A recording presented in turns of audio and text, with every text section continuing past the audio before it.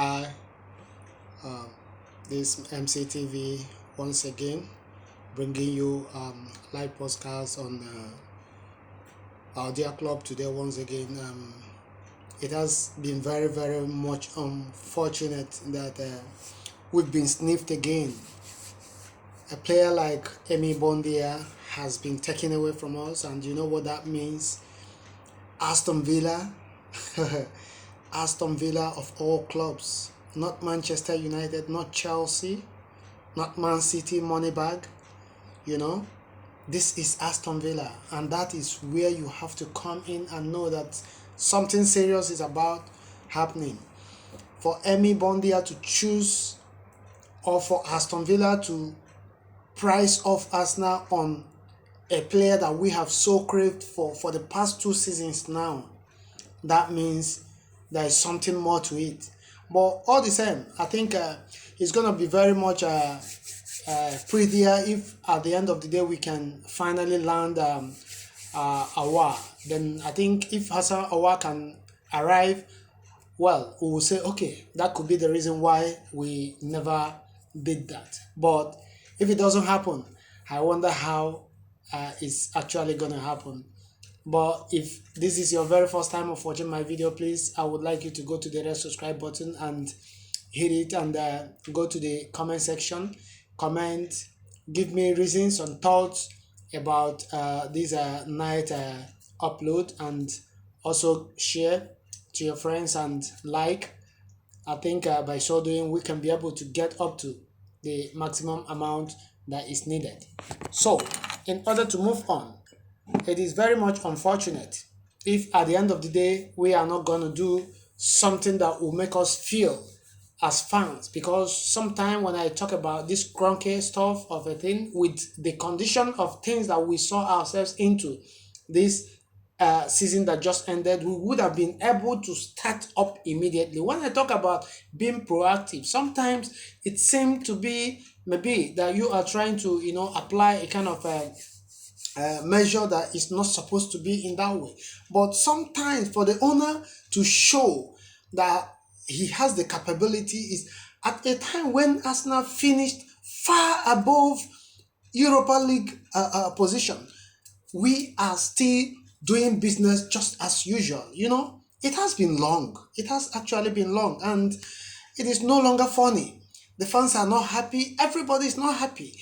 Even I'm sure the insiders, they are equally not happy. But I think the whole problem lies on Kroenke. Kroenke is not repentant. He is an unrepentant fool. Sorry to use that language, but that's just the simple truth. He is very much unrepentant, and this is where we have to sum it up. I think if we can be able to land Hassan Aouar, we can now say, okay, that could be a better player. Because for me, I think this guy Emi Bondia would have been a perfect addition to our squad, But let's see. I think Joves Besuma has informed his agent that he would want a move to Arsenal, and this is something that is very impressive. And I think if we can be able to make a move now, other than waiting, because with what I have seen, I think with the information getting to us, there is this inadequacies going on, that the owner of the club has not even shown concern of any kind, trying to call the ball together. How are we going to do to make sure that things happen the way they are supposed to happen? At least let us put our clubs where they are rightly supposed to be. And up till now, nothing has been said, nothing has been done. No movement of any kind, no serious movement. We are just waiting for us to sell. Okay, let's go into the player sales. Who do you think that has to be sold? Now, Williams has to be sold completely. Of course, there are suitors coming for him now. I think we probably look at this guy, and then he has to leave. These are liabilities. Automatically, there is a possibility that Cedric needs to leave because he is not impressive. That is just the simple truth. He's not impressive. We also need to move on Hector Bellerin, because he has insisted he want to move. I think the best thing is for us to allow him go. Then we look for viable players that will suit these positions. Possibly we could see if maybe Chambers could be a stand-in right back for now. Then look for Mark Arons, bring him in. These guys, I mean, we have so many players disposed out there that we can. Okay, we have Torreira. Torreira could be either Roma or Sampdoria. They are showing interest. I think let's see if we can do some little business with them and allow them to go. Then you come in. Lacazette, of a truth, we know his age now. He's running towards the end of his contract and nothing has happened. We have to free him. If we cannot keep him, we'll sell him now, at least to be able to balance the books. And possibly, if I am to say we go for a younger striker, we can sell both Lacazette and Aubameyang. For me, honestly, we can sell the two and allow this guy to stay. I think Nketiah has to go equally.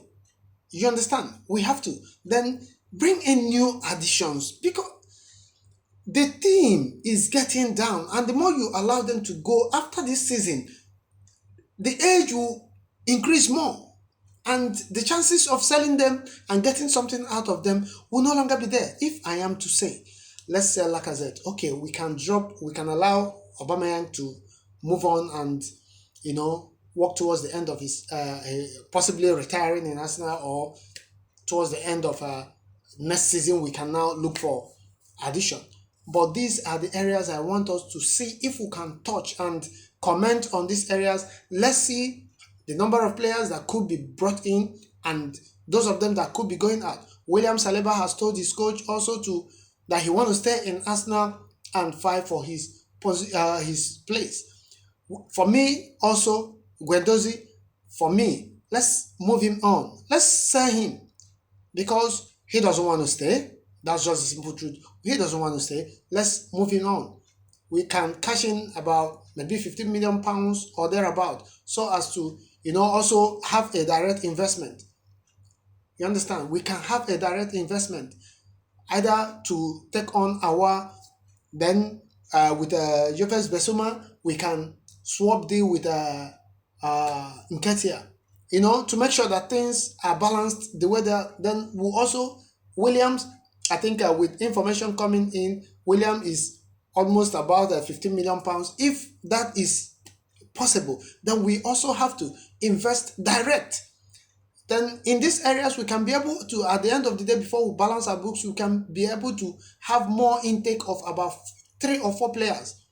Then we will now expect assistance from the owner of the club. If truly he can do anything, if he doesn't, well, we move on. That's exactly where we have kept ourselves. And I think it was Arsene Wenger that kept us into this condition, because if he had not given the opportunity for Stan Kroenke to take over the club entirely, all these things wouldn't have been happening. But we have seen ourselves in this condition. What we just have to do is move on. He is a man that came to us as, should I say, as a kind of the board, and maybe the kind of promise he gave to them or stuff like that, or some people were able to accept such condition in order to keep their positions. But at the end of the day, what is happening today? Look at where we are. So, friends, find it suitable to subscribe, share, and like to your friends. I've given you this promise that we are going to be giving you updates on daily basis. If possible, sometimes we can be giving twice a day to make sure that we can be able to cover up everything, because I wouldn't want us to be taking much time in each of our videos. At least 4 or 5 minutes will be okay, so that we can be able to be rounding up some issues that are very, very critical, and we have to also provide time to be analyzing them the way they are supposed to be. So for now, I think we have to say goodbye, and possibly we are going to come back again by this time tomorrow. And